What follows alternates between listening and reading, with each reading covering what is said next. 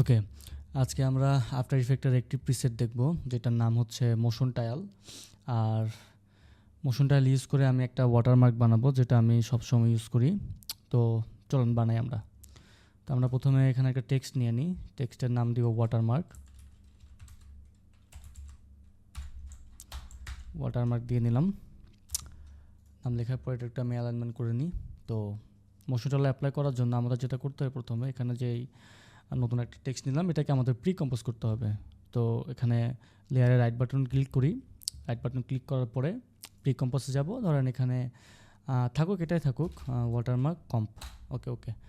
তো এখন যেটা করতে হবে, ওয়াটারমার্কের এই যে কম্পোজিশনটা আছে এটার মধ্যে আমাদের যেতে হবে। তো এটাকে একটু ডাবল ক্লিক করে আমরা ওপেন করি। ওপেন করার পরে এখন তো এটা কম্পোজিশন এরিয়া তো একদম ফুল সাইজে আছে। আমরা যেই কম্পোজিশনটা আমি প্রথমে নিয়ে রাখছিলাম, যেটা আমি দেখাই নাই, এটা 1920x1080। তো এখন এটা আমাদেরকে ছোটো করতে হবে। তো ছোটো করার জন্য যেটা করতে পারি, এখানে একটা অপশন আছে যেটার নাম হচ্ছে রিজিয়ন অফ ইন্টারেস্ট। এখানে একটা ক্লিক করব। ক্লিক করলে দেখেন মাউসের আমাদের যে মাউসটা আছে, মাউসের কার্সরটা কিন্তু চেঞ্জ হবে। সো যতটুকুই আমার নেওয়া দরকার ততটুকু আমি নিব। জাস্ট এভাবে ক্লিক করে ধরে এটাকে টান দিলে, ড্র্যাগ করলে এটা একটা এরিয়া চলে আসবে। দেন আমরা চলে যাব কম্পোজিশনে। কম্পোজিশন থেকে চলে যাব crop come to region of interest. এখানে যদি আমরা ক্লিক করি তাহলে আমাদের কম্পোজিশনটা কিন্তু ওই যে আমরা যেই এটা নিয়েছিলাম, এটাকে কি বলে, রিজন অফ ইন্টারেস্ট, ওই সাইজে কিন্তু হয়ে গেছে। তো এটাকে আমি একটু অ্যালাইন করে নিই আবার। মাঝখানে অ্যালাইন করে নিলাম। নেওয়ার পরে আমরা আবার আমাদের আগের যে মেন কম্পোজিশন ফাইলটা ছিল ওটার মধ্যে আমরা চলে যাব। তো এটা হয়ে গেল। দেখেন এখন সাইজটা ছোট হয়ে গেছে। এখন আমরা এই যে কম্পোজিশনটা আছে, এই ওয়াটারমার্ক কম্পোজিশনের মধ্যে আমরা মোশন টাইল ইফেক্টসটা অ্যাপ্লাই করব। তো আমি চলে যাচ্ছি ইফেক্টস প্যানেলে। যাওয়ার পরে এখানে লিখবো মোশন টাইল।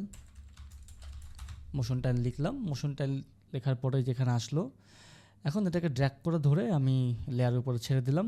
এখানে দেখেন চলে আসছে। এখন যেটা করতে হবে সেটা হচ্ছে আমাদের উইথ অ্যান্ড হাইটটা আমরা একটু বাড়িয়ে দেবো। সবগুলো 100 আছে, আমরা জাস্ট বাড়াই দিব। ধরেন উইথটা একটু নিই, একটু বাড়াই দিলাম। দেন নিচেরটা একটু বাড়াই দিলাম। এখন দেখেন মাঝখানে যেটা ছিল ওইটাকে ফলো করে আর ডানে বামে এবং উপর দিকে সব দিকে ওটাকে জাস্ট কপি করে বসাই দিস আর কি। সো এটা আমাদের কাজ শেষ। এখন আমরা এটাকে আরেকটু ভালোভাবে করার জন্য যেটা করতে পারি, ধরেন ওয়াটারমার্ক যে কম্পোজিশনটা আছে এটাকে আমরা একটু ভিতরে যাই, ট্রান্সফর্ম থেকে আমরা জাস্ট একটু রোটেশন করে দিতে পারি। ধরেন একটু রোটেশন করে দিলাম। এখানে একটু কাটা আছে না, সমস্যা নাই, আমরা একটু বাড়াই দিই এখান থেকে। ওকে, হয়ে গেছে। এটা থাকুক। সো এইভাবে আর কি আমরা মোশন টাইল ইউজ করে আমরা ওয়াটারমার্ক বানাইতে পারি। তো এইভাবে আমি যেটা করি, যখন ক্লায়েন্টের কাজ থাকে বা হচ্ছে এমনিতে কিছু টেস্টিং টাইপের প্রজেক্ট থাকে বা কাজ করি, তখন ওই ভিডিওর উপরে জাস্ট এরকম একটা ওয়াটারমার্ক দিয়ে দিই। তো এটা দিলে আমার কাছে ভালো লাগে, একটু প্রফেশনাল ভাইব আসে। আর এটা ছাড়া যদি জাস্ট এভাবে আমরা এমনিতে ওয়াটারমার্ক দিই, ধরেন ওয়াটারমার্ক লিখলাম এখানে। সো এইভাবে যদি জাস্ট বড় করে একটা অপাসিটি দিয়ে দিই, অপাসিটি একটু কমাই, ধরুন 50 দিলাম বা যে কোনো কিছু একটা দিলাম, এটা নিচে বা মাঝখানে দিলে এটা না ভালো লাগে না আমার কাছে। আমি আশা করি আপনাদের কাছে এটা ভালো লাগবে না। তো এইভাবে ওয়াটারমার্ক দেওয়াই আমার কাছে মানে বেশি ভালো লাগে। তো এখন ব্যাকগ্রাউন্ডে তো আমাদের ভিডিও থাকবে। তো ভিডিও থাকলে এখান থেকে জাস্ট অপাসিটিতে একটু কমাই দিবেন। কমাই দিলে যেটা হবে, তাহলে ব্যাকগ্রাউন্ডে যে ভিডিওটা থাকবে সেটা একটু দেখা যাবে। ধরেন আপনার 10 দিতে পারেন বা হচ্ছে 5 দিতে পারেন বা 20ও রাখতে পারেন। আমি আপাতত 100টাকে দেখার জন্য।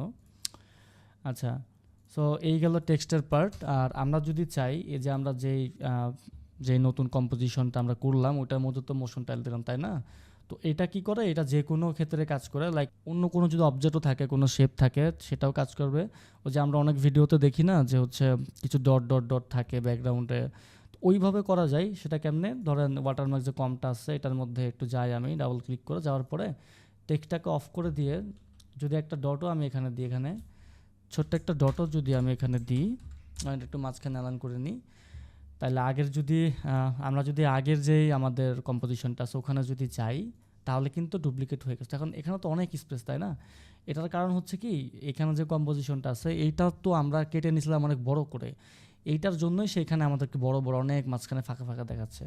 তো আমরা এটা করতে পারি, ধরেন কম্পোজিশনটাকে আমরা আবার কেটে নিই এখান থেকে, সেমভাবে যে রিজন অফ ইন্টারেস্ট থেকে ধরেন ছোট করে কেটে নিলাম। এখান থেকে কেটে নিয়ে আবার চলে যাবো কম্পোজিশনে। কম্পোজিশন থেকে crop come to region of interest, এখানে ক্লিক করলে এটা হয়ে যাবে, ছোট হয়ে গেল কম্পোজিশনটা।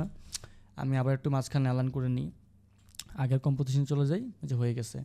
সো এখন তো এমন দেখাচ্ছে, তো আমরা এখান থেকে উইথ অ্যান্ড হাইটটা একটু বাড়াই নিই, যে বাড়াই নিলাম, এখন দেখেন এটা ডান। সো এইভাবে আর কি আমরা করতে পারি আমাদের মোশন টাইল ইফেক্টসটা ব্যবহার করে। এখানে আরও অপশন আছে, ঠিক আছে, এগুলো আপনারা একটু ঘাটাঘাটি করবেন। সো যখন এগুলো একটু নাড়াচাড়া করবেন তখন আরও আপনারা বিস্তারিত জানতে পারবেন আর কি। সো আমি এতটুকু দেখাই, বাদ বাকিটা যখন আপনারা এটা নিয়ে ট্রাই করবেন বা দেখবেন তখন এটা আপনারা বুঝতে পারবেন।